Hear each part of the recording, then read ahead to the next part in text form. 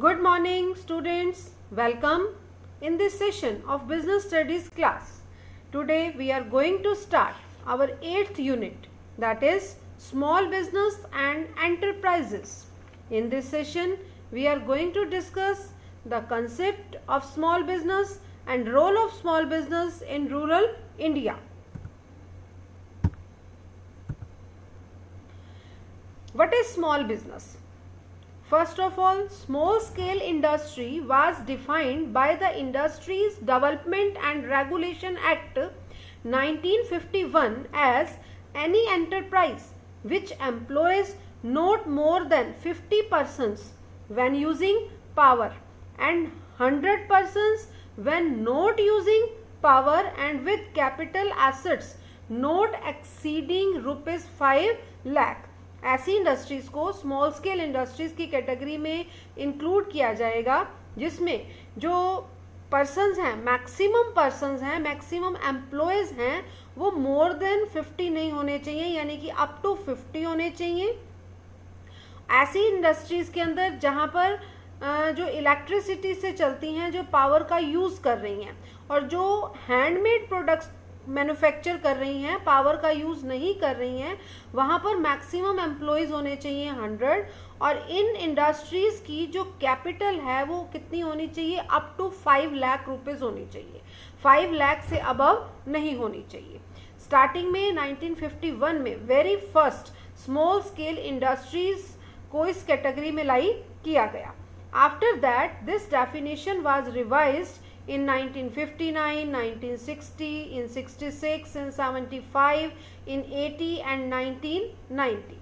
Presently, the classification of small business as per MSMED Act 2006. In our country, there are large number of small and large industries exist. Several parameters can be used to measure the size of the business units. In India, small scale industries are defined by measuring investment in plant and machinery. Presently जो criteria चल रहा है plant and machinery के ऊपर based जो है industries choose की जाएंगी, उनकी कैपिटल एसेट्स कितनी है, इट मीन्स कि उनमें कितने अमाउंट तक की प्लांट एंड मशीनरी इन्वेस्ट है, अमाउंट के अकॉर्डिंग ही उनका क्लासिफिकेशन किया जाएगा कि वो स्मॉल स्केल इंडस्ट्रीज में लाई कर रही हैं या फिर लार्ज स्केल इंडस्ट्रीज में एग्जिस्ट करती हैं. Come to the types of small business. Business enterprises are classified as manufacturing enterprises, service enterprises, village industries and cottage industries.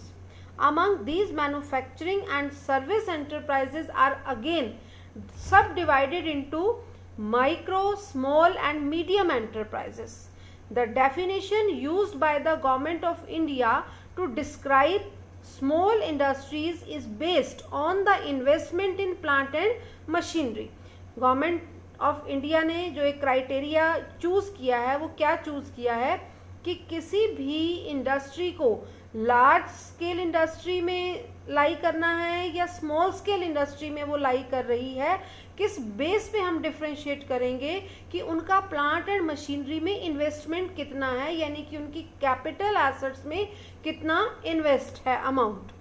The micro small and medium enterprise development act 2006 means MSMED Act 2006 has been passed by the Government of India to address the issue of small industries. Government of India ने 2006 में एक act पास किया. उस act में ये decide किया गया कि किसी भी इंडस्ट्री को वो लार्ज स्केल इंडस्ट्री में एग्जिस्ट करती है या स्मॉल स्केल इंडस्ट्री में एग्जिस्ट करती है, चेक करने के लिए हमें क्या देखना होगा कि उस इंडस्ट्री की प्लांट एंड मशीनरी में इन्वेस्टमेंट कितना है. अगर हम मैन्युफैक्चरिंग एंटरप्राइजेस की या फिर सर्विसेज एंटरप्राइजेस की बात करें तो अगर मैन्युफैक्चरिंग एंटरप्राइजेस का जो प्लांट एंड मशीनरी में इन्वेस्टमेंट है वो अप टू ₹25 लाख का है तो वो माइक्रो एंटरप्राइज में लाई करेगी. अगर मैन्युफैक्चरिंग एंटरप्राइजेस 25 लाख से अबव है बट अप टू 5 करोड़ है, नॉट एक्सीडिंग ₹5 करोड़ तक का उसका प्लांट एंड मशीनरी में इन्वेस्टमेंट है तो वो स्मॉल बिजनेस में लाई करेगी, स्मॉल एंटरप्राइजेस कहलाएगी। अगर आपकी प्लांट एंड मशीनरी में इन्वेस्टमेंट 5 करोड़ से अबव है बट अप टू 10 करोड़ है तो आप कहाँ लाई करोगे? मीडियम एंटरप्राइजेस में लाई करोगे। अगर हम सर्विस एंटरप्राइजेस की बात करते हैं तो सर्विस एंटरप्राइजेस में अगर आपका जो अमाउंट है प्लांट एंड मशीनरी की इन्वेस्टमेंट का जो अमाउंट है वो अप टू ₹10 लाख है तो आप कहाँ लाई करते हो? माइक्रो एंटरप्राइजेस में बेटा आप लाई करते हो। और अगर आपका इन्वेस्टमेंट प्लांट एंड मशीनरी में above 10 lakh but up to ₹2 crore है तो आप कहाँ लाई करते हो? स्मॉल एंटरप्राइजेस में आप लाई कर रहे हो। अगर लास्ट कैटेगरी को हम चेक करते हैं तो गवर्नमेंट ऑफ इंडिया ने एक्ट में जो कैटेगरीज बनाई हैं, लास्ट कैटेगरी वो क्या कहती है कि अगर आपका प्लांट एंड मशीनरी का इन्वेस्टमेंट मोर देन 2 करोड़ है but not exceeding 5 crore, maximum limit 5 crore की है, अगर आपकी 5 करोड़ तक की है, अप टू 5 करोड़ रुपीस तक की है तो आप कहाँ लाई करते हो? मीडियम एंटरप्राइजेस में लाई करते हो। बिजनेस एंटरप्राइजेस में मैन्युफैक्चरिंग और सर्विस एंटरप्राइजेस दो कैटेगरीज हम डिस्कस कर चुके हैं। Now we are going to discuss the village industries and cottage industries. Village industries, they are located in rural area which produces any goods, renders any service with or without the use of power and in which the fixed capital investment per head or artisan or worker is specified by the central government from time to time. Village industries ऐसी industries हैं जो कोई भी goods और services produce कर रही हैं, वहाँ पर इलेक्ट्रिसिटी का यूज़ हो भी सकता है और नहीं भी हो सकता, और उनका जो फिक्स कैपिटल इन्वेस्टमेंट का क्राइटेरिया है वो टाइम टू टाइम गवर्नमेंट क्या करती रहती है? चेंज करती रहती है। रूरल एरियाज में ही ये इंडस्ट्रीज एस्टैब्लिश होती हैं। Second is cottage industries. They are also known as rural industries और traditional industries. They are not defined by the capital investment criteria but on the basis of characteristics which are as follows. ऐसी industries cottage industries कहलाती हैं जिनमें investment का कोई criteria नहीं होता कि आपने कितना अमाउंट उस इंडस्ट्री में इन्वेस्ट किया है, और जब इन्वेस्टमेंट के क्राइटेरिया से इन्हें चेक नहीं किया जाता तो इन्हें चेक किया जाता है इनकी कुछ कैरेक्टरिस्टिक्स से। अगर किसी पर्टिकुलर इंडस्ट्रीज में ये बेसिक कैरेक्टरिस्टिक्स होती हैं तो वो इंडस्ट्रीज कॉटेज इंडस्ट्रीज कहलाती हैं। First one is these are organized by individuals with private resources. Government इनकी कोई हेल्प नहीं कर रही है, इनके अपने ही रिसोर्सेज हैं जिनसे ये इंडस्ट्री एस्टैब्लिश करते हैं। Normally use family labour and locally available talent. जो वहाँ के लोगों का टैलेंट है उसी टैलेंट को वो यूज करते हैं, यानी कि लेबर का अरेंजमेंट लोकल लेवल पर ही होता है। मोस्टली जो फैमिली मेंबर्स हैं वही लेबर का काम करते हैं। Simple equipments are used, small investment in capital, produce simple products normally in their own premises, production of goods using indigenous technology. अपनी ही कंट्री में जो डोमेस्टिक लेवल के ऊपर टेक्नोलॉजी प्रोड्यूस की जा रही है उसी टेक्नोलॉजी को फॉलो करके कॉटेज इंडस्ट्रीज कुछ गुड्स और कुछ सर्विसेज प्रोड्यूस कर रहे हैं।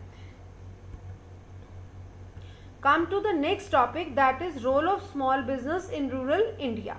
First one is more employment. अब देखो जो हमारी स्मॉल स्केल इंडस्ट्रीज हैं वहाँ पर पावर से कम काम होता है, टेक्नोलॉजी से कम काम होता है, वो सभी लेबर ओरिएंटेड यूनिट्स हैं। वहाँ पर लेबर की बहुत ज़्यादा रिक्वायरमेंट रहती है।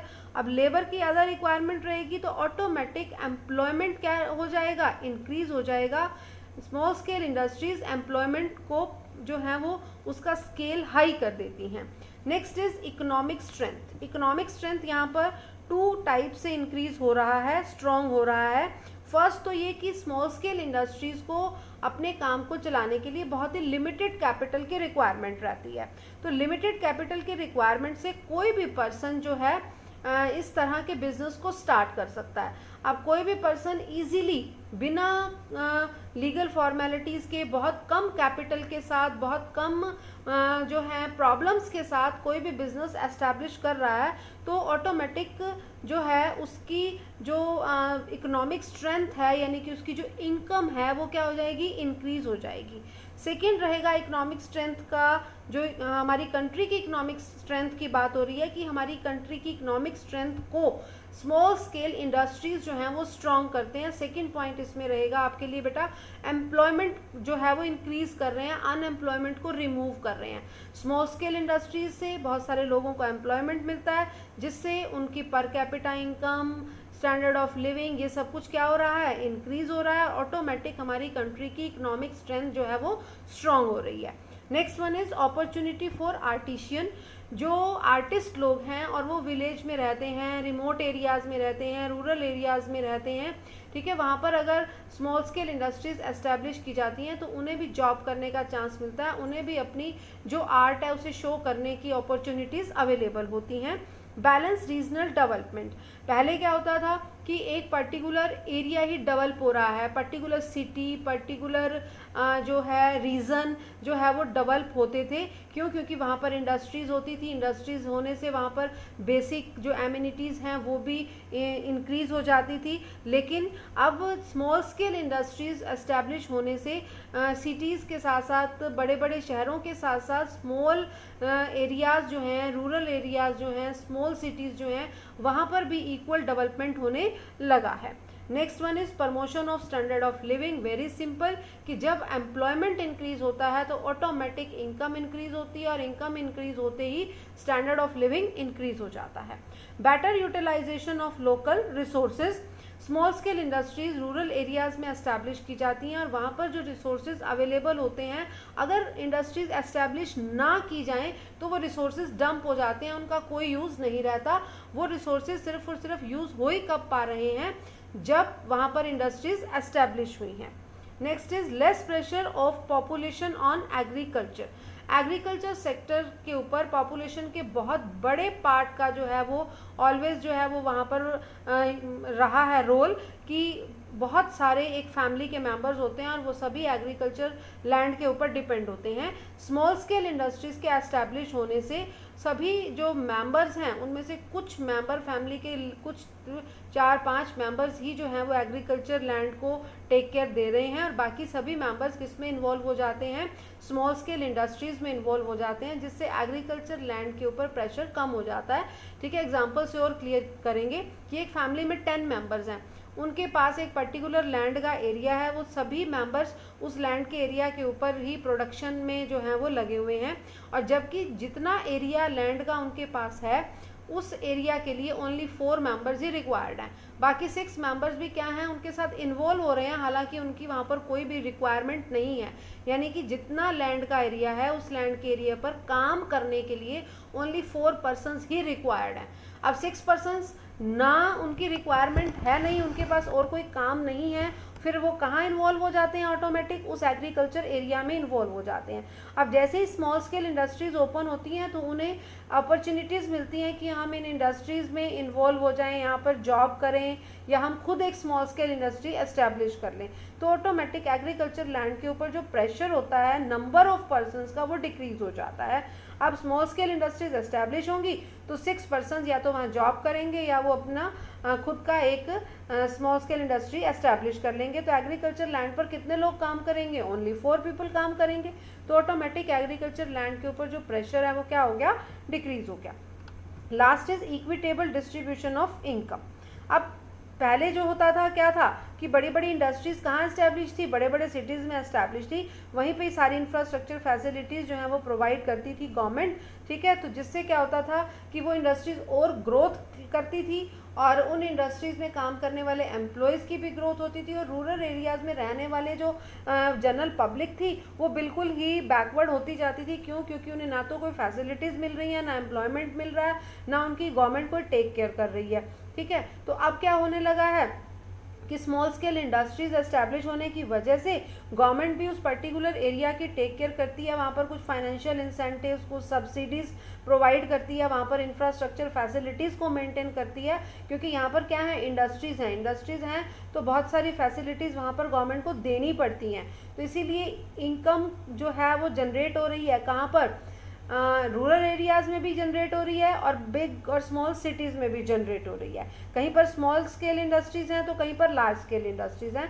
तो ऑटोमेटिक जो कंट्री की इनकम का जनरेशन हो रहा है उसमें क्या आ रहा है कि इक्वल सा लेवल शो होने लगा है। These are the main points related to role of small business in rural India. Now come to the last topic, that is government incentives to hilly, backward and rural areas. Government कुछ financial incentives provide करती है, किसको, small scale industries को। First one is power.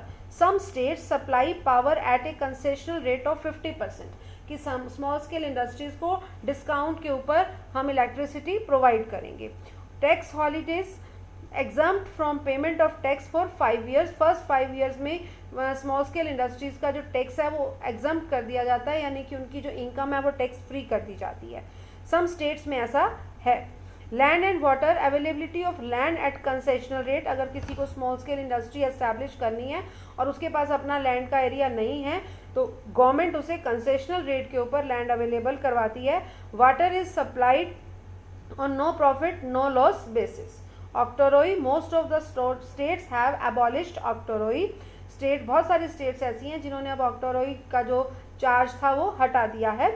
Protective measures, the government reserve 800 items for exclusive production by the small scale industries and give priority in allocation of the raw materials and machines। हमारी government ने 800 items को reserve कर दिया है कि इन items का production large scale industries नहीं करेंगी, सिर्फ और सिर्फ कौन प्रोडक्शन करेगा, इनका स्मॉल स्केल इंडस्ट्रीज ही करेंगी। ये इनको एक प्रोटेक्टिव मेजर मिला है जो इनके लिए बहुत ही एक स्ट्रॉन्ग हैंड है इनके लिए। Marketing assistance, government tries to solve their marketing problem by improving information and in order to provide guarantee for the sale of product। Small scale industries अपने लेवल पर प्रोडक्शन तो कर लेती हैं, लेकिन इनके जो तैयार किए हुए प्रोडक्ट हैं उनको मार्केट अवेलेबल नहीं हो पाती।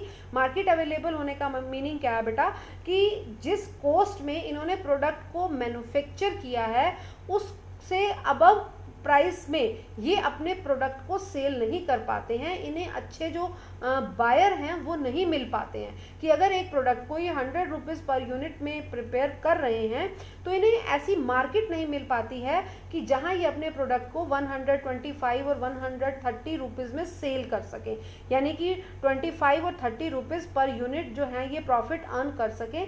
ऐसी मार्केट इनके लिए सर्च करना बहुत बड़ी प्रॉब्लम होती है, यानी कि इन्हें मार्केटिंग की जो नॉलेज है वो नहीं होती है। ये प्रोडक्शन तो कर सकते हैं लेकिन मार्केटिंग नहीं कर सकते। तो गवर्नमेंट जो है इनकी गुड्स परचेज करती है और गवर्नमेंट इनकी गुड्स की मार्केटिंग करती है, यानी कि सेल और परचेज से रिलेटेड जितनी भी एक्टिविटीज़ होती हैं वो कौन कंडक्ट करता है, गवर्नमेंट। और जो भी प्रॉफिट्स होता है वो गवर्नमेंट किसे हैंड ओवर कर देती है, स्मॉल स्केल इंडस्ट्रीज को ही हैंड ओवर कर देती है। Next is finance, subsidy of 10 to 15% for building capital assets. Loans are offered at a concessional rate. अगर कोई स्मॉल स्केल इंडस्ट्री कोई कैपिटल एसेट परचेज करना चाहती है, plant and machinery, furniture, anything else, कुछ भी उसे परचेज करना है तो गवर्नमेंट उसे सब्सिडी पर वो जो कैपिटल एसेट्स हैं वो प्रोवाइड करवाने में पूरी हेल्प करती है। और अगर उन्हें और भी रॉ मटेरियल परचेज करना है या अदर कोई करंट एसेट्स उनको चाहिए, उसके लिए उन्हें फाइनेंस की रिक्वायरमेंट है और वो बैंक से लोन लेना चाहते हैं तो कंसेशनल रेट्स के ऊपर गवर्नमेंट उन्हें लोन भी प्रोवाइड करवाती है। That's all about the concept of small business and role of small business in rural India. Thanks for watching this PPT, this video.